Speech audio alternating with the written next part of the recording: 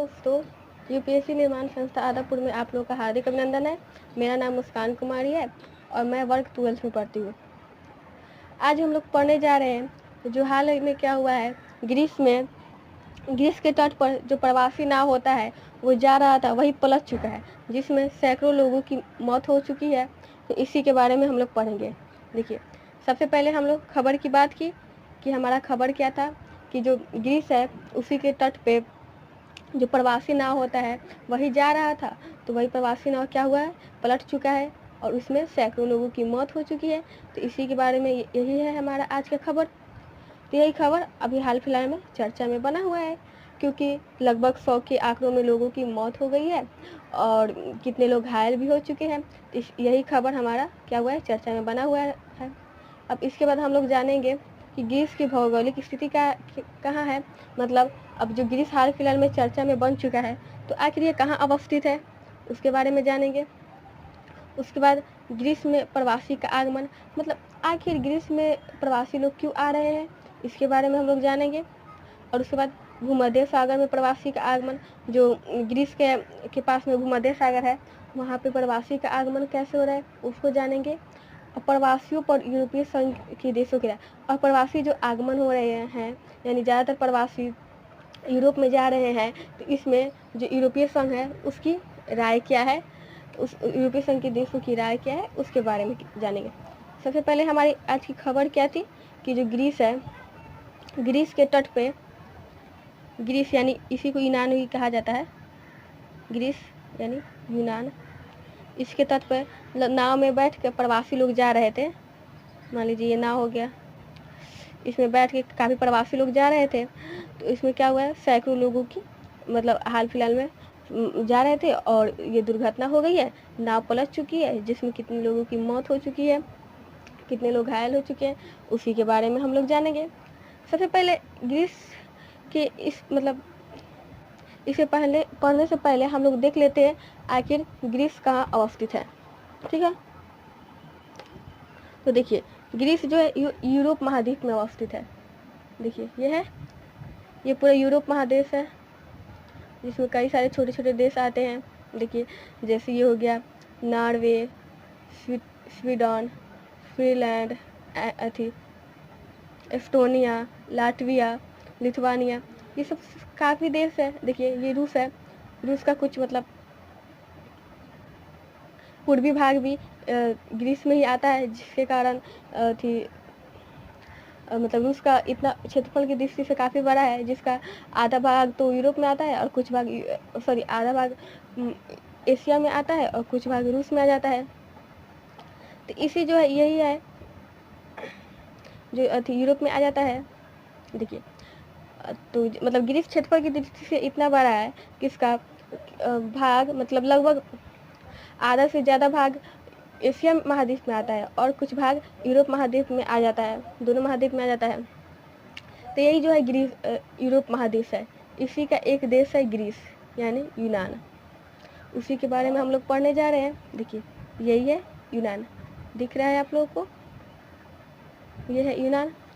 तो इसी के बारे में हम लोग जो पढ़ने जा रहे हैं, इसके पे जो थी तुर्की साइड से क्या हो रहा था, जितने भी प्रवासी आ रहे थे तो उनकी नाव पलट चुकी है, तो कितने लोगों की मौत हो चुकी है, तो उसी के बारे में हम लोग जानेंगे। और ये प्रवासी कहाँ से आ रहे थे, ये तुर्की है, दिख रहा है आप लोगों को, यहीं से आ रहे थे। मैं एक बार फिर से आपको मैप में दिखाती हूँ।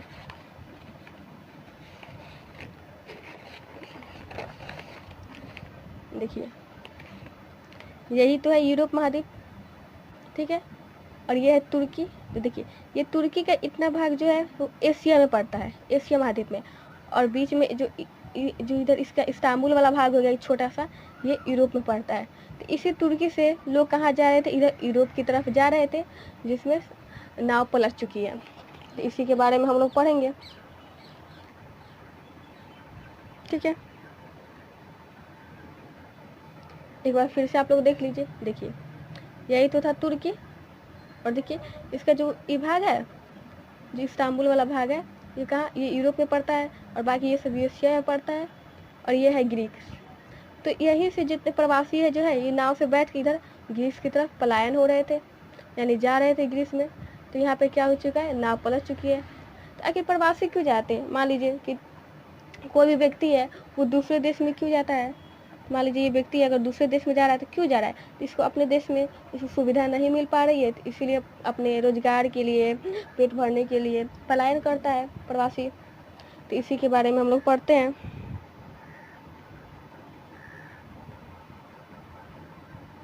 तो सबसे पहले हम लोग पढ़ते हैं कि जो ये ग्रीस की भौगोलिक स्थिति, ये हमारे टॉपिक के बारे में पढ़ लिए कि आखिर हमारा टॉपिक आज का क्या था और ये चर्चा में क्यों बना हुआ है। इसके बाद हम लोग आते हैं ग्रीस की भौगोलिक स्थिति के बारे में कि ग्रीस कहाँ स्थित है। चलिए, अगर हम लोग प्राकृतिक मैप में देखते हैं तो देखिए यही नीचे जो यहाँ एथेंस है, इसी की ग्रीस की राजधानी है एथेंस। यह है ग्रीस। देखिए ग्रीस में कौन सा पर्वत है, पीडस पर्वत अवस्थित है। और यही तो था इधर छोटा सा भाग, देखिए ये दिख रहा है आप लोग को, यही था इस्तांबुल यानी तुर्की वाला भाग, और ये सब तुर्की वाला भाग है। तो यहीं से क्या हो रहे थे, इधर ग्रीस में लोग प्रवासी कर रहे थे। तो उसके पहले हम लोग ग्रीस की भौगोलिक स्थिति जान लेते हैं। देखिए इसके पूर्वी सागर में क्या है, एजियन सागर है। इसके पूर्वी साइड में क्या है, एजियन सागर है, और पश्चिमी साइड में क्या है, इयोनियन सागर है। देखिए रूस जो है दोनों तरफ से सागर से घिरा हुआ है। पूर्वी साइड में एजियन सागर और पश्चिमी साइड में इयोनियन सागर। ये एक प्रकार क्या है, प्रायद्वीपीय महादेश है, यानी प्रायद्वीपीय देश है। प्रायद्वीपीय देश वैसे कहते हैं जो एक साइड से, मतलब इसका दक्षिणी हिस्सा क्या है, प्रायद्वीपीय देश है। प्रायद्वीपीय देश जो एक साइड से जल से घिरा हुआ होता है, सॉरी एक साइड से स्थल से घिरा हुआ होता है और तीनों साइड से जल से घिरा हुआ होता है। देखिए अगर इसके हम राजनीतिक मैप में देखें, देखिए तो ये ग्रीस हो गया, इसका ये उत्तरी भाग कहलाता है और ये दक्षिणी भाग। तो देखिए जो उत्तरी भाग इधर क्या है, उत्तर में देखिए ये स्थल से घिरा हुआ है, जैसे अल्बानिया है, मैसेडोनिया है, बुल्गारिया है, इससे अपना सीमा साझा कर रहा है। ये ग्रीस दिख रहा है आप लोगों को, कर रहा है। तो देखिए इसका जो दक्षिणी हिस्सा है ये क्या है, इसको क्या कहते हैं, प्रायद्वीपीय, मतलब ग्रीस कहते हैं, इसीलिए इसको प्रायद्वीपीय देश कहते हैं। देखिए क्योंकि इन तीनों साइड से जल से घिरा हुआ है। देखिए इसके पूर्व में एजियन सागर है और पश्चिम में इयोनियन सागर है, और इधर नीचे यानी दक्षिण की तरफ सब ये सब क्या है, सब भूमध्य सागर है। देखिए ये है भूमध्य सागर, ये पूरा इधर से इधर तक क्या है, भूमध्य सागर है। देखिए मैं इसको मैप में अच्छे से दिखा देती हूँ।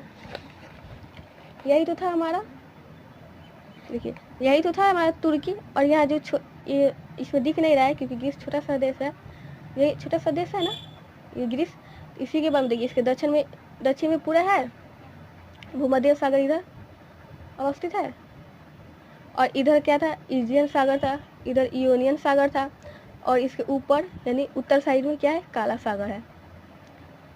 यही इसकी भौगोलिक स्थिति के बारे में हम लोग जाने। देखिए ये है, देखिए सबसे पहले क्या है हम लोग जान लेते हैं। देखिए ये क्या है, ग्रीस है, एक देश है, ये क्या है, ग्रीस है, जो यूरोप महादेश में पड़ता है। ठीक है, क्या है, ग्रीस। तो इसके जो पूरब में है, देखिए हम लोग जानते हैं इधर उत्तर, इधर दक्षिण, ये पूरब और ये पश्चिम, 4 दिशा होता है। तो देखिए ये पूरब में कौन सा सागर पड़ेगा, एजियन सागर, और पश्चिम में कौन सा सागर पड़ेगा, इयोनियन सागर। देखिए इसके पूरब में एजियन सागर और पश्चिम में इयोनियन सागर। ठीक है, और इसके जो नीचे दक्षिण में ये सब पूरा सागर है, इधर पड़ेगा भूमध्य सागर, इधर दक्षिण में। इधर जैसे उत्तर, देखिए ये उत्तर है, ये पूरब है, तो जो इधर था, इधर जो काला सागर था, तो इसको क्या करेंगे, उत्तर पश्चिम में क्या पड़ेगा, काला सागर, सॉरी उत्तर पूरब में इधर काला सागर। क्या क्या हो गया, देखिए ये ग्रीस हो गया, ये देश हो गया, ठीक है। इसके पूर्वी भाग में एजियन सागर, पश्चिमी भाग में इयोनियन सागर और नीचे दक्षिण भाग में भूमध्य सागर। देखिए ये तीनों तरफ से जल से घिरा हुआ है, इसीलिए इसको प्रायद्वीपीय देश भी कहते हैं एक प्रकार का। और इसके देखिए जो ऊपर हो गया, ऊपर उत्तर बोलते हैं और इधर के भाग को पूरब बोलते हैं। तो उत्तर और पूरब में क्या है, काला सागर है, ठीक है। और देश की बात करें तो ये कौन कौन देश से अपने सीमा साझा करता है, तो इधर का देखिए एक मैप में आप लोग देख लीजिए। ये तो सागर की बात हो गई। और देश की बात करें तो देखिए अल्बानिया हो गया, देखिए ये सीमा साझा कर रहा है यहाँ पे, ये अल्बानिया। एक हो गया मेसिडोनिया, इससे भी कर रहा है मेसिडोनिया। अब बुल्गारिया, ये बुल्गारिया से भी कर रहा है। और तुर्की से भी कर रहा है, हल्का सा देखिए यहाँ पे जो तुर्की का वही भाग है इस्तांबुल वाला, जो यूरोप में पड़ता है। बाकी सब भाग तो एशिया महाद्वीप में पड़ते हैं। और ये छोटा सा भाग जो है वो क्या पड़ता है, यूरोप में पड़ता है, इस्तांबुल वाला। तो देखिए हो गया, आप लोग देख लिए कि पहले जल में देख ले कि जो ये ग्रीस है, देखिए इसके पूरब में क्या पड़ रहा है, इधर एजियन सागर पड़ रहा है, ठीक है। और इसके पश्चिम में पड़ रहा है इयोनियन सागर। और इसके इधर दक्षिण में, इधर साइड में ये पूरा भूमध्य सागर है ना, भूमध्य सागर पड़ेगा। और देखिए इसके जो ऊपर जो है उत्तर और पूरब में काला सागर पड़ेगा। हालांकि ये इसको सीमा साझा नहीं तय करता है क्योंकि बीच में जो तुर्की आ जा रहा है, परंतु याद रखिएगा इसके उत्तर और पूरब में काला सागर पड़ेगा। और देश की हम लोग बात कर रहे हैं तो देखिए एक हो गया अल्बानिया, एक हो गया यहाँ पर मेसिडोनिया और एक हो गया बुल्गारिया और इधर तुर्की का इस्तांबुल वाला भाग। देखिए यही था ना जो ग्रीस, यहाँ जो ग्रीस है, देखिए इधर से कौन सा यहाँ पे जो सीमा साझा कर रहा था एक देश था, क्या नाम था, इधर अल्बानिया। ये सब उत्तर की तरफ है, यानी उत्तर, इधर तो सब जल ही जल है। फिर यहाँ पे छोटा सा साझा कर रहा था अल्बानिया, मेसिडोनिया।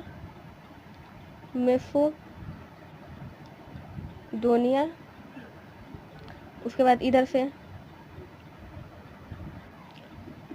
बुल्गारिया, देखिए। और इधर छोटा सा, इधर थोड़ा सा भाग कर रहा था तुर्की, यानी जो इस्तांबुल वाला भाग है, जो तुर्की की राजधानी है इस्तांबुल, यही वाला भाग। देख क्या क्या कर रहा है, अल्बानिया, मेसिडोनिया, कौन कौन देश है, बुल्गारिया और तुर्की, ये तीनों देश, चार देश है। चार देश क्या कर रहे हैं, इससे सीमा साझा कर रहे हैं। और सागर की बात करें तो पूर्वी में एजियन सागर, पश्चिम में इयोनियन सागर, दक्षिण में भूमध्य सागर और जो उत्तर, हालांकि पूरा यहाँ पे जो तुर्की पड़ जाता है इस्तांबुल वाला, और ये उत्तर और पूरब में काला सागर, ठीक है। ये हो गई ग्रीस की भौगोलिक स्थिति। और इसकी राजधानी को जान लेते हैं। देखिए ग्रीस की राजधानी क्या है, एथेंस, यहाँ पे है, दक्षिण में पड़ेगा, दक्षिण पूरब में ये क्या पड़ेगा, एथेंस। इसकी राजधानी क्या है, एथेंस, इधर पड़ेगा, इधर क्या है इसकी राजधानी, एथेंस। कहाँ पर पड़ेगा, ये दक्षिण और पूरब साइड में पड़ेगा। तो ये हो गई ग्रीस की भौगोलिक स्थिति। और इसको यूनान नाम से भी जानते हैं, पहले इसका नाम यूनान था, अभी ग्रीस यूनान दोनों नाम से ये प्रचलित है। तो देखिए हम लोग आज किस किस टॉपिक के बारे में पढ़ लिए। सबसे पहले हम लोग जो खबर की बात किए थे उसके बारे में पढ़ लिए। और खबर चर्चा में क्यों बना था, क्योंकि प्रवासी का जो जहाज पलट चुका है, उसके बाद कर लिए। तो ये कहाँ, मतलब ग्रीसी की तरफ आ रहे थे, ग्रीस में ये प्रवासी सब आ रहे थे। तो उससे पहले इसके लिए ज़रूरी था कि हम लोग सबसे पहले देख ले कि ग्रीस की भौगोलिक स्थिति कहाँ है, वह कहाँ पर स्थित है। अब हम लोग जानते हैं ग्रीस की प्रवासन नीति, देखिए ये हो गया। अब हम लोग जानते हैं ग्रीस की प्रवासन नीति के बारे में। इसकी प्रवासन नीति को जानने से पहले हम लोग ये बात जान लेते हैं, जो ये था ग्रीस में जो थी प्रवासी लोग आ रहे थे, वो क्या थे, इसमें लगभग जब नाव पलट चुकी है तो लगभग 89 लोगों की मौत हो चुकी है और 105 लोग घायल है। और जब ये नाव पलट चुकी तो जो जितने भी यूनानी तटरक्षक थे, यानी जो तट पे रहने वाले तटरक्षक थे, उन्होंने नौसेना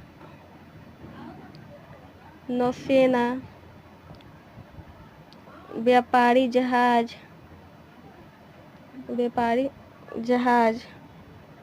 और विमानों की खोज के माध्यम से बचाव अभियान चालू कर दिए। तो देखिए, जो ग्रीस के जितने भी रक्षक थे, यूनानी रक्षक थे, यानी ग्रीस के जितने भी रक्षक थे, उन्होंने अगर देखा कि क्या हुआ, नाव पलट चुके हैं, तो वो अपने नौसेना भेज दिए, फिर व्यापारी जो जहाज भेज दिए लोगों को खोज सके, फिर विमानों के माध्यम से क्या करने लगे, बचाव अभियान की शुरुआत की है, यानी लोगों को बचाव अभियान के तहत, जिसमें हालांकि ये तो चालू किए बचाव अभियान, परंतु इसके बावजूद भी 79 लोगों की मौत हो चुकी है और 105 लोग क्या हो चुके हैं, घायल हो चुके हैं। ठीक है, क्योंकि इस जहाज में सैकड़ों लोग सवार थे और इस साल की ये विश्व में सबसे बड़ी दुर्घटना है कि इतने लोगों की मौत हो गई है। और ये लोग क्या थे, जो ग्रीस से आकर उसके बाद इटली में जाकर उसके बाद यूरोप में के देशों में जाना चाहते थे। देखिए, अगर फिर से हम लोग के मैप की आवश्यकता पड़ी है।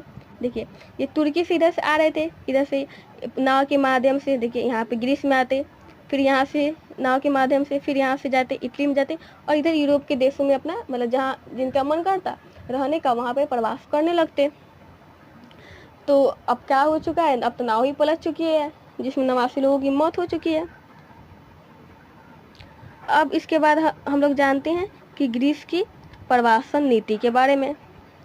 तो हम लोग जाने ही हैं कि जो ग्रीस में जो लोग आ रहे थे, यानी यही तो हमारा देश था ग्रीस,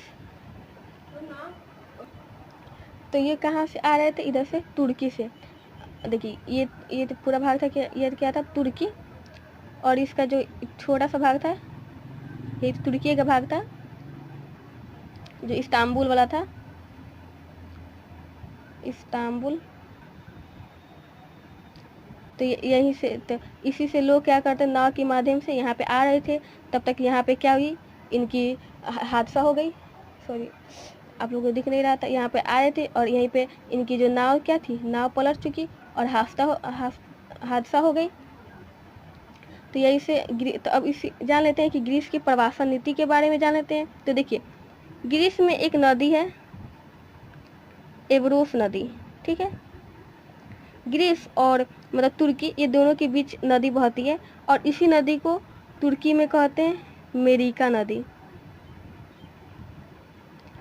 तो जो क्या कर रहे थे, जो जितने भी लोग थे, यही इस मेरिका नदी को पार करके यानी यहाँ पे जाना चाहते थे। रुकिए, मैं इसको आप लोगों को नक्शे में दिखा देती हूँ।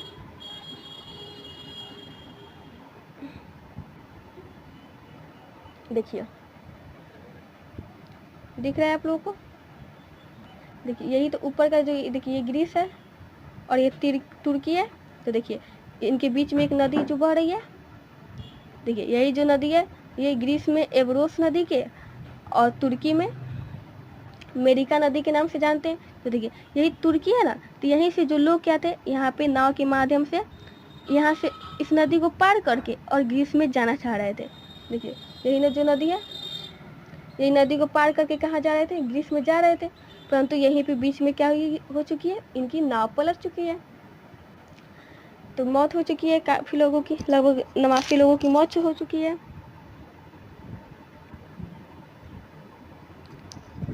जिसके कारण तो अभी क्या हुआ है, जो ग्रीस में है, जो मतलब ज़्यादातर आप लोग जानते हैं कि प्रवासी लोग आ जाते हैं तो संसाधनों पर खतरा महसूस होने लगता है।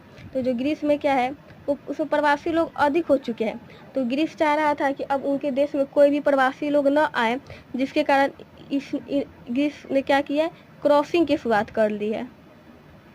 अब देखिए, अब आप लोग को लग रहा है ये क्रॉसिंग क्या है, तो ग्रीस क्या कर रहा था, जितने भी अपने समुद्री गश्त को बढ़ा दिया था। यानी जो देखिए, ये था ग्रीस और इधर था तुर्की और इन्हीं के बीच में एक नदी जो बह रही थी, देखिए, तो जिसके ग्रीस में इसे एवरोस नदी के नाम से जानते हैं। देखिए, ये ग्रीस था, ये तुर्की था, ठीक है, और बीच में ये नदी है, तो ग्रीस में इसको जानते हैं एवरोस नदी, और तुर्की इसी नदी का तुर्की के में नाम हो गया है मेरिका नदी, ठीक है। तो लोग क्या कर रहे थे, यहीं से इस देश में आना चाह रहे थे, तो बस यहाँ पे जो इस नदी पे क्या हो चुकी है, उनकी नाव पलट चुकी है। तो अब ये लोग क्या कर रहे हैं, जिम्मेदार इन्हीं को मान रहे हैं, क्योंकि ग्रीस जो क्या है अपने समुद्री मार्ग में, यहाँ जितने भी समुद्र है यहाँ पे क्या क्या है, समुद्री मार्ग में गश्त को बढ़ा चुका है। यानी अब वो नहीं चाहता है कि जितने भी प्रवासी इनके देश में आए, क्या कि संसाधनों पर बोझ बढ़ता जा रहा है, क्योंकि ग्रीस में उतने संसाधन नहीं है कि मतलब अपने देश के लोगों के लिए संसाधन वो नहीं जुटा पा रहा है। अब प्रवासी लोग आएंगे तो वो कैसे कहाँ पे रहेंगे, तो इसीलिए ग्रीस क्या कर रहा था, गश्त बढ़ा दिया था, और अपनी एवरोस की सीमा पर इसकी सीमा पे क्या किया था, एक बाढ़ का निर्माण कर दिया था, जिसके कारण कि कोई भी प्रवासी इसमें से ना आ सके। अब जिसके कारण अब तुर्की, अब इधर से लोगों को तो यहाँ पे जाना था, क्योंकि यहाँ पे उनको पर्याप्त संसाधन नहीं मिल पा रहे थे, तो उनके पास एक ही रास्ता था, इसको इस नदी को पार करके, ग्रीस को पार करके, और क्या करें, यूरोपीय देशों में जा सके। जिसके कारण जितने भी प्रवासी है, अच्छा जो मानव अधिकार का समूह है, देखिए मानव अधिकार का समूह रहता है, मान लीजिए एक समूह हो गया मानव अधिकार, ये क्या है, मानव अधिकार समूह है, ये मानव के अधिकारों के लिए मतलब हक के लिए लड़ाई करता है।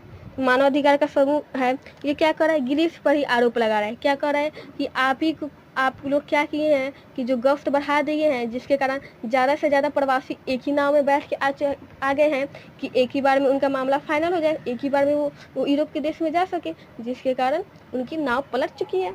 देखिए अब उल्टा क्या कर रहा है, ये जो मानव अधिकार जो समूह है वो ग्रीस पर ही क्या कर रहा है, आरोप लगा रहा है कि ये सब आपके कारण हुआ है, आप क्या किए हैं कि एवरोस नदी पे गश्त बढ़ा चुके हैं, यानी उस पर बाढ़ बना दिए हैं, जिसके कारण जितने भी प्रवासी लोग हैं वो चाह रहे थे कि जल्द से जल्द जाए, तो एक ही नाव में अधिक लोग बैठ चुके थे। अब तो इस स्थिति में नाव को तो पलटना आवश्यक था, तो नाव पलट चुका है। तो अब ग्रीस ये कौन कर रहा है कि जितने भी प्रवासी देश है, मतलब जिस देश से प्रवासी जा रहे थे वो देश कर रहे हैं और मानव अधिकार कर रहा है। तो ये अब ग्रीस भी अपने पक्ष में कुछ बोल रहा है। अब जानते हैं कि ग्रीस ने क्या कहा है,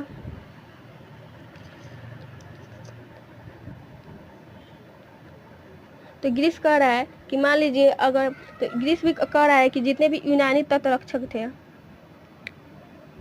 यूनानी तटरक्षक, इन्हीं की सहायता से तो जहाज को क्या किया गया है, बचाया गया है, इन्हीं की सहायता से जहाज को बचाया गया है। जो यूनानी तटरक्षक है इन्हीं से की सहायता से बचाया गया है। और जो ये नाव पलट चुका था, और ये जो नाव पलट चुका था, तो नाव को पलट चुका था, नाव पलटने के बाद क्या हुआ है कि बचाव अभियान की शुरुआत भी किए हैं जो यूनानी रक्षक, बचाव अभियान की शुरुआत भी किए हैं।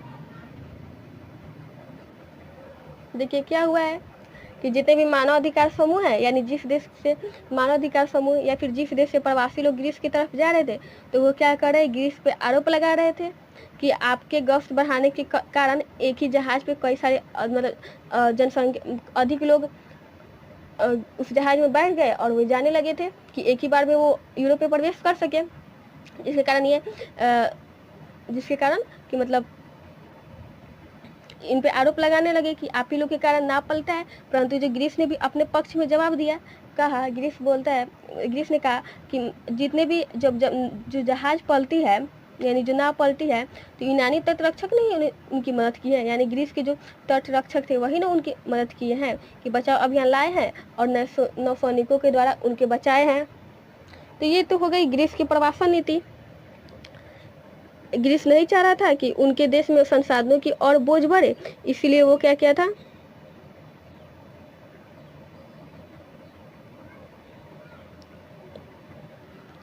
इसीलिए वो क्या किया था कि मतलब गश्त की शुरुआत कर दी थी। अब हम लोग जानते हैं कि भूमध्य सागर में प्रवासन नीति, यानी इसके बाद का जो हमारा टॉपिक था, देखिए मैं दिखा रही हूँ आप लोगों को। देखिए हम लोग खबर जान लिए, ये विषय चर्चा में था, ये जान लिए, ग्रीस की भौगोलिक स्थिति जान लिए कि किस किस देश से ये अपना सीमा साझा करता है, कौन कौन सागर से करता है। ग्रीस की प्रवासन नीति जान लिए। अब भूमध्य सागर में प्रवासी आगमन, यानी भूमध्य सागर में किस किस रास्ते से प्रवासी लोग आगमन करते हैं, अब इसको जानते हैं। ठीक है, देखिए उससे पहले हम लोग एक बार मैप में भूमध्य सागर की अवस्थिति को जान लेते हैं कि भूमध्य सागर कहाँ स्थित है। ठीक है, देखिए ये है भूमध्य सागर, ये है भूमध्य सागर, दिख रहा है। ठीक है, ये कौन सा भूमध्य सागर है, और इधर का जो हिस्सा है एशिया महाद्वीप है, और ये है क्या है, ये रुकिए, और ये सब क्या है, यूरोप महादेश है, और इधर का क्या है, अफ्रीका महादेश है, और इधर जो हो गया एशिया महादेश है। ठीक है, और बीच में ये क्या पड़ा है, भूमध्य सागर। ये तो भूमध्य सागर में प्रवासी नीति क्या होता है, देखिए यानी भूमध्य सागर में पूर्वी भाग से भी लोग जाते हैं होकर यूरोप के देश में जाते हैं, और पश्चिमी भाग से भी और पूर्वी भाग से दोनों तरफ से देश में यूरोप के देशों में जाते हैं। ठीक है, देखिए जैसे मान लीजिए कोई ईरान का आदमी हो गया, दिख रहा है आप लोग को, मान लीजिए ईरान का आदमी हो गया, इराक का आदमी हो गया, तुर्की का कोई भी व्यक्ति हो गया, अगर मान लीजिए इसको यूरोप के देशों में जाना रहेगा तो वो किस रास्ते से जाएंगे, तो ये भूमध्य सागर के ये पूर्वी रास्ते से जाएंगे। यानी देखिए ये भूमध्य सागर हो गया, इसके इधर पूरब होता है, इधर पश्चिम, ये उत्तर और इधर दक्षिण होता है। देखिए ये पूर्वी रास्ते से इधर जाएंगे कि नहीं जाएंगे। अगर मान लीजिए जो अफ्रीका वाला देश है, जैसे अल्जीरिया हो गया, मोरक्को हो गया, ठीक है, पश्चिमी सहारा हो गया, ये सब देश हो गया, माली हो गया, अगर इन यहाँ के लोगों को अगर जाना होगा तो वो किस रास्ते से जाएंगे, तो इधर ये पूर्वी रास्ते से, इधर स्पेन है, फ्रांस होते हुए यूरोप के देशों में प्रवेश करेंगे। दिख रहा है आप लोग को, रुकिए देखिए आप लोग एक बार फिर से समझ लीजिए, जो हम लोग क्या समझना था हम लोग को, भूमध्य सागर की प्रवासन नीति, यानी किन किन रास्तों से भूमध्य सागर के मतलब होते हुए लोग प्रवेश करते हैं। तो देखिए भूमध्य सागर के सबसे पहले जाने थे, जो उत्तर है, ऊपर की तरफ यूरोप महादेश है और नीचे की तरफ अफ्रीका महादेश है। तो ये भूमध्य सागर क्या करता है, यूरोप महादेश को अफ्रीका महादेश से अलग करता है। ठीक है, अगर देखिए अगर मान लीजिए कोई जैसे इराक हो गया, ईरान हो गया, सऊदी अरब हो गया, तो इनके कोई प्रवासी को यूरोप में जाना होगा तो ये पूर्वी भूमध्य सागर के पूर्वी हिस्से से होते हुए भाग से होते हुए क्या जाएंगे, यूरोप के देश में जाएंगे। अगर जो ये हो गया अल्जीरिया हो गया, माली हो गया, लीबिया हो गया, या फिर पश्चिमी सहारा, ऐसे देश हो गए जिनको अगर इन लोगों को क्या करना है, ये यूरोप के देशों में प्रवेश करना है, तो ये पश्चिमी भूमध्य सागर से होते हुए जाएंगे, क्योंकि भूमध्य सागर से पूर्वी की तरफ से भी जो है वो लोग यूरोप में रहते हैं, मतलब पूर्वी साइड में भी यूरोप देश है और पश्चिमी साइड में भी यूरोप देश है, बीच में क्या है, भूमध्य सागर है। ये हो गया भूमध्य सागर की प्रवासन नीति, यानी पूरब साइड से भी जाते हैं और पश्चिम साइड से भी जाते हैं। ठीक है, तो देखिए हम लोग किस किस टॉपिक के बारे में जान लिए, देखिए हम लोग किस किस टॉपिक के बारे में जान लिए। सबसे पहले हम लोग खबर की बात कर लिए थे कि हमारी खबर क्या थी, कि जो जितने भी ग्रीस में जो प्रवासी लोग आ रहे थे उनमें नाव पलट जाने के कारण लगभग 89 लोगों की मौत हो चुकी है और 105 लोग घायल हो चुके हैं। यही विषय चर्चा में बना हुआ था। उसके बाद हम लोग ग्रीस के भौगोलिक स्थिति के बारे में जान लिए कि ग्रीस कहाँ कहाँ अवस्थित है। उसके बाद ग्रीस के प्रवासी आगमन के भी जान लिए। उसके बाद भूमध्य सागर के प्रवासी आगमन के बारे में जान लिए। अब जानते हैं प्रवासी पर यूरोपीय संघ के देशों की राय। जो प्रवासी लोग आ रहे हैं उन पे जो यूरोपीय संघ के देश है उनकी राय क्या है। ठीक है, चलिए अब हम लोग इसके बारे में जानते हैं। तो देखिए जितने भी भूमध्य सागरीय देश है, यानी जो देखिए हमारा भूमध्य सागर और इधर का जो सब देश पड़ता है इसको भूमध्य सागरीय भी देश कहते हैं, यानी यूरोपीय देश है। तो ये क्या कर रहे हैं कि दूसरे भी देश आगे आए और जो जितने भी प्रवासी आ रहे हैं उन्हें अपने शरण में ले। हालांकि जो जो इधर देखिए पोलैंड है, हंगरी है, या जो इधर पूर्वी यूरोप के देश है, ये दिख रहा है आप लोगों को, ये पोलैंड हंगरी जो इधर का पूर्वी यूरोप के देश हो गया। तो क्या, तो यूरोपीय संघ क्या कर रहा है कि इनको कह रहा है कि मतलब सारे जो प्रवासी लोग आ रहे हैं ज़्यादातर कहाँ जा रहे हैं, इटली जा रहे हैं, फ्रांस जा रहे हैं, स्पेन जा रहे हैं, इधर पुर्तगाल में जा रहे हैं। तो इन पे क्या हो रहा है कि मतलब जितने भी प्रवासन पे है इनके संसाधनों पे बोझ बढ़ रहा है, क्योंकि सब लोग इसी देश में जा रहे हैं। तो जो यूरोपीय संघ है वो क्या कह रहा है कि नहीं, अगर मान लीजिए जो ये तो पूर्वी यूरोप के भी कुछ देश है ये भी इनकी हेल्प करे, यानी पोलैंड है, हंगरी हो गए, या जैसे लिथुआनिया हो गया, एस्टोनिया हो गया, लाटविया हो गया। यहाँ पे देखिए पोलैंड, लिथुआनिया, पहले देखिए शुरू से देखते हैं, Estonia, Latvia, Lithuania, Poland, Slovakia, Hungary, ये सब पूर्वी देश है। तो यूरोपीय संघ क्या कह रहा है कि पूर्वी देश भी कुछ हेल्प करे इन लोगों की, कि सारे लोग इधर इन्हीं की तरफ आ रहे हैं, तो इन पर क्या पड़ रहा है, संसाधनों का बोझ बढ़ता जा रहा है। तो तो तो, तो वही यूरोपियन संघ कह रहा है कि जो जितने भी नए प्रवासन आ रहे हैं तो उनसे बातचीत करें और पोलैंड या हंगरी जैसे देश यानी पूर्वी यूरोप देश अपने शरण में ले। परंतु क्या किया है, जो पोलैंड और हंगरी ये पूर्वी यूरोप के देश का रहे, नहीं हम इनके अपने शरण में नहीं लेंगे, क्योंकि हमारे देश में खुद हमारे देश के लोगों के लिए क्या है, संसाधन की कमी है, तो हम इनके शरण में क्यों लें। लेकिन यूरोपीय तो क्या करें, इन देशों ने क्या किया है, यूरोपीय यूनियन की बातों को मान दिया है, मतलब नहीं माना है, टाल दिए हैं। कह रहे हैं कि नहीं, हमारे देश में जितने लोग हैं सबसे पहले हमें उनके लिए संसाधन की कमी है, तो हम प्रवासी लोगों को कैसे ले सकते हैं। तो क्या हुआ था कि एक बार क्या हुआ था कि जो लीबिया है, जितने भी मानव अधिकार समूह हैं, मतलब पहले की बात है, मानव अधिकार समूह मानव अधिकार समूह, तो क्या हुआ है कि मानव अधिकार समूह है ना, यूरोपीय देश पर आरोप लगा रहे थे कि जितने भी लीबिया के तट पर जितने भी तटरक्षक थे उनके प्रवासियों के साथ क्या हुआ है, आउटफोर्स हुआ है, यानी दुर्व्यवहार हुआ है। देखिए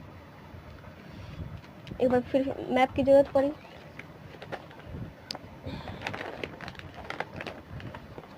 देखिए जो मानव अधिकार के जो समूह है वो क्या कर रहे हैं, देखिए लीबिया का है, यहाँ पे है लीबिया, ये लीबिया है। तो लीबिया के जो तटरक्षक है, यानी यहाँ से प्रवासी लोग यूरोप में गए थे, यानी तो इनके साथ क्या हुआ था, दुर्व्यवहार हुआ था। यानी जो नहीं रहता है कि अतिथि देवो भव, कि भारत में कोई भी व्यक्ति आते हैं तो उनको अतिथि की तरह माना जाता है, प्रवासी लोग आते हैं, परंतु मानवाधिकार समूह क्या कर रहा है कि यूरोपीय संघ के देशों पर आरोप लगा रहा था। यानी पहले की बात है कि जो लीबिया के तटरक्षक थे, जितने भी देश थे वो यूरोप में गए थे, तो क्या हुआ था कि इन्होंने इनकी मतलब उनके साथ दुर्व्यवहार किया है, इनके साथ आउटफोर्स किया गया है।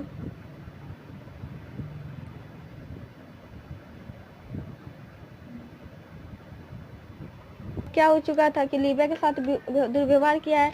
जितने भी उत्तरी यूरोपीय देश है, देखिए उत्तरी यूरोपीय देश कौन से, देखिए ये इधर का, ये जैसे मान लीजिए ये उत्तर का हो गया, ये दक्षिण का हो गया, सॉरी उत्तरी अफ्रीका देश यानी मोरक्को हो गया, अल्जीरिया हो गया, लीबिया हो गया, काहिरा यानी मिस्र हो गया, ये सब है। तो ये सब क्या किए हैं, ये सब देश क्या कर रहे हैं, ये लोग क्या किए हैं कि यूरोप के साथ समझौता किए हैं कि हम अपने सीमा नियंत्रण, हम अपने जितना भी सीमा पर नियंत्रण करेंगे, और क्या करेंगे कि हम अपने देश जितने भी हमारे देश के लोग अगर मान लीजिए यूरोप में जाएंगे तो हम उनसे रोकेंगे। आखिर क्या फ़ायदा है कि हमारे देश के लोग यूरोप दूसरे देश में जाए, उनके साथ दुर्व्यवहार हो। तो इसीलिए ये लोग क्या किए हैं, यूरोप के साथ समझौता कर लिए हैं कि हम अपने सीमा नियंत्रण में सुधार करेंगे। कौन कौन देश है, यानी उत्तरी अफ्रीकी देश जैसे मोरक्को, अल्जीरिया, लीबिया, कायरा, ये सब किया हैं कि हम अपने सीमा नियंत्रण में सुधार करेंगे। और जितने भी हमारे देश के लोग हैं अगर वो चाहेंगे यूरोप में जाने के लिए तो हम नहीं जाने देंगे, क्योंकि हम जाने का क्या फ़ायदा, क्योंकि उनके साथ दुर्व्यवहार हो रहा है। तो देखिए यही थी आज की हमारी खबर। हमारी आज की खबर क्या थी कि ग्रीस में प्रवासी लोग प्रवेश कर रहे हैं, परंतु क्या हो चुका है, अब मतलब जहाज पलट चुकी है जिसमें लगभग 89 लोगों की मौत हो चुकी है और 105 लोग घायल हो चुके थे। देखिए शुरू से एक बार हम लोग फिर से रिवाइजिंग कर लेते हैं कि हम लोगों ने आज क्या क्या पढ़ा। देखिए आज की हमारी खबर क्या थी कि ग्रीस में प्रवासी जहाज प्रवेश कर रहे थे, तो इसमें लगभग 89 लोगों की मौत हो चुकी है, मतलब पलट जाने के कारण, और 105 लोग घायल हो चुके हैं। यही जो क्या थी चर्चा में बनी हुई थी। उसके बाद हम लोग ग्रीस के भौगोलिक स्थिति के बारे में जाने, उसके बाद ग्रीस के प्रवासी आगमन के बारे में जाने, उसके बाद भूमध्य सागर में प्रवासी आगमन के बारे में जाने, उसके बाद में प्रवासियों पर यूरोपीय जो संघ के देश है उनकी राय क्या थी। तो सबसे पहले हम लोगों ने क्या क्या पढ़ा था। देखिए ये ग्रीस था, जो मैप में मैं आप लोगों को दिखा चुकी हूँ।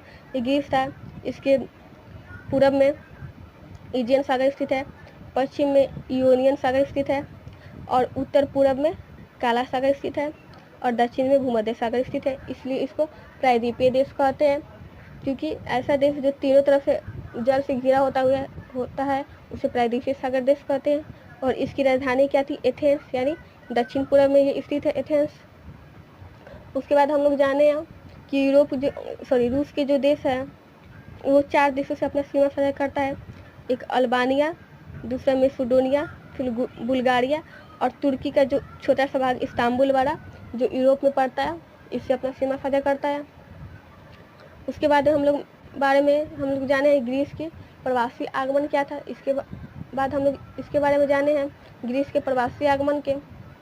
उसके बाद हम लोग क्या जाने थे, ग्रीस के प्रवासी आगमन के बारे में जाने थे कि तुर्की से लोग ग्रीस में प्रवेश कर रहे थे। तो तुर्की और यहाँ पे देखिए ग्रीस और तुर्की को अलग करने वाली एक नदी थी, जिसको ग्रीस में एवरोस नदी और तुर्की में मेरिका नदी के नाम से जानते थे। तो इसी पर क्या हुआ था, मतलब बहुत सारे लोग बैठ के जहाज में और ग्रीस की तरफ जाके इधर से इटली और यूरोप के देशों में जाना चाहते थे, परंतु ग्रीस क्या किया था, अपना गफ्त यानी बाढ़ बना चुका था कि दूसरे देश के लोग प्रवासी लोग वहाँ ग्रीस में न आ पाए, क्योंकि यहाँ पर खुद संसाधन की कमी है। अब यहाँ पे जो जहाज पलट गई थी तो मानवाधिकार समूह के जितने समूह हैं वो ग्रीस पे आरोप लगा रहे थे कि आपके गफ्त बढ़ाने के कारण अधिक से अधिक लोग एक ही जहाज में बैठ के जा रहे थे, तो आप ही की गलती के कारण क्या हुआ है कि ये जहाज पलटी है। तो उसके बाद जो ग्रीस भी अपने पक्ष में बोला है कि नहीं, अगर मान लीजिए हमारी गलती के कारण नहीं हुआ है, अगर ऐसा होता है तो हम लोग उनकी मदद ही नहीं करते, क्योंकि यूनानी तटरक्षकों ने जो नाव पलटा था उसको खोजे हैं और बचाव अभियान की शुरुआत करके काफ़ी लोगों को बचाए हैं। तो इसी के बारे में हम लोग जानने हैं। उसके बाद हम लोग जाने हैं कि जो भूमध्य सागर में जो प्रवासी नीति क्या थी कि पूर्वी साइड से भी लोग यूरोप में प्रवेश कर रहे थे, पश्चिमी साइड से भी लोग यूरोप में प्रवेश कर रहे थे। उसके बाद हम लोग जाने हैं कि क्या जाने हैं कि ये थी जितने भी यूरोपीय संघ के देश हैं वो क्या कर रहे हैं, यूरोपीय संघ के देश कह रहे हैं कि जैसे लीबिया हो गया या फिर पूर्वी यूरोपीय देश है वो भी मतलब कुछ प्रवासन में नीति में हेल्प करे। देखिए ये यूरोपीय संघ के देश यानी जितने भी प्रवासी लोग आ रहे थे, इधर ग्रीस, इटली, फ्रांस, स्पेन, पुर्तगाल, यहीं पे आके बस जा रहे थे। अब बस इन पे क्या हो रहा है, संसाधनों का बोझ बढ़ता जा रहा था। तो इसी को रोकने के लिए जो यूरोपीय संघ क्या किया है कि कहा है कि जो पूर्वी यूरोपीय देश है जैसे एस्टोनिया, लातविया, लिथुआनिया, बेलारूस, ये सब क्या है, ये भी कुछ मदद करे ताकि इन देशों पर संसाधनों का बोझ ना बढ़े। परंतु इन देशों ने मना कर दिया है, कहा है कि नहीं, मैं हमारे पास खुद संसाधन की कमी है तो हम अपने प्रवासी को कैसे रख सकते हैं। तो यही थी हमारी आज की खबर। और इस खबर में हम लोग जान चुके हैं कि किस प्रकार जो प्रवासी लोग गए थे तो उनके साथ मतलब जो पहले की बात थी, जो लीबिया से जो प्रवासी लोग गए थे तो वो लोग आरोप लगा रहे थे कि अफ्रीका वाले देश, देखिए मैप में दिखा देती हूँ, देखिए इधर अफ्रीका वाले देश क्या कर रहे थे, जो उत्तरी अफ्रीका के देश ये आरोप लगा रहे थे कि हमारे लीबिया से जितने भी प्रवासी यूरोप में गए थे तो इनके साथ दुर्व्यवहार हुआ है। तो इसीलिए ये यूरोप के साथ समझौता किए हैं, यूरोपीय देश के साथ, कि अब किसी भी हालत में हम अपनी सीमा पर नियंत्रण रखेंगे और जितने भी अफ्रीका वाले जितने भी उत्तरी अफ्रीका वाले देश है ये यूरोप में प्रवास ना करें। तो यही थी हमारी आज की खबर। मुझे लगता है कि जो मैं बताई हूँ आप लोगों को अच्छे से समझ में आ गया होगा। ठीक है, धन्यवाद। अब हम लोग अगले वीडियो में अगले टॉपिक पर बात करेंगे। अभी के लिए धन्यवाद।